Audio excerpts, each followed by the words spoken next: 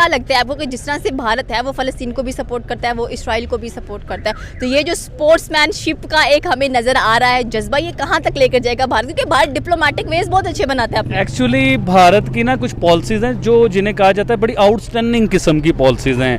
देखिए, मैं आपको इसराइल की बात पे बाद में लेके आता हूँ, पहले हम चलते हैं रशिया की तरफ। रशिया से जब तेल के मामलात हुए, अमेरिका ने आंखें दिखाई हिंदुस्तान को, लेकिन हिंदुस्तान नहीं डरा, उसने तेल लेके दिखाया, अपने लोगों को फ़ायदा दिया। उसके बाद आप चले जाएं ईरान की तरफ। ईरान के लिए भी अमेरिका ने आंखें दिखाई हिंदुस्तान को कि आप ईरान के साथ ट्रेड ना कीजिए, उससे कोई मुआहदे ना कीजिए, उससे तेल ना लें। तो हिंदुस्तान ने उनसे तेल भी लेके दिखाया, उनसे ट्रेड भी करके दिखाया।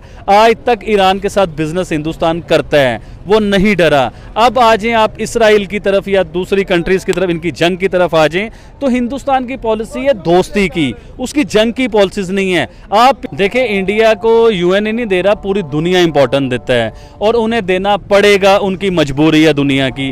क्योंकि हिंदुस्तान 5वीं बड़ी इकॉनमी से तीसरी इकॉनमी का सफ़र तय किया और तीसरी इकॉनमी तक तकरीबन वो पहुंच चुका हुआ है हिंदुस्तान। तो इस टाइम दुनिया में एक बिजनेसमैन की तरह हिंदुस्तान पहचाना जाता है।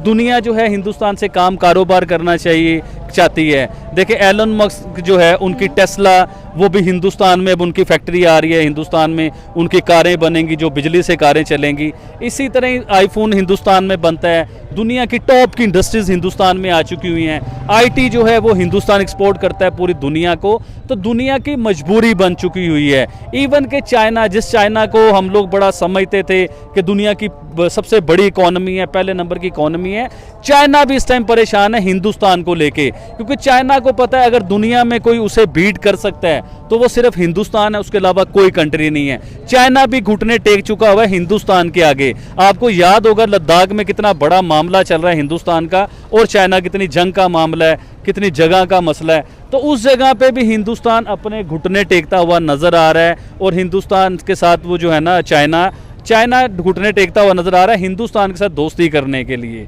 तो अब वो चाइना रशिया को बीच में डाल के हिंदुस्तान को दोस्ती करने की तरफ आ रहा है। तो इसी तरह देखिए, अगर तो चाइना को दुनिया की फर्स्ट इकॉनमी बने रहना है तो उसे हिंदुस्तान के साथ बनानी पड़ेगी। क्योंकि इस टाइम अमेरिका भी हिंदुस्तान को पूरी सपोर्ट कर रहा है, यूरोप भी पूरी सपोर्ट कर रहा है, रशिया भी सपोर्ट कर रहा है। ये आप ये देखिए, अरब अमारात जो मुस्लिम कंट्रीज़ हैं वो भी सारे हिंदुस्तान को सपोर्ट कर रहे हैं।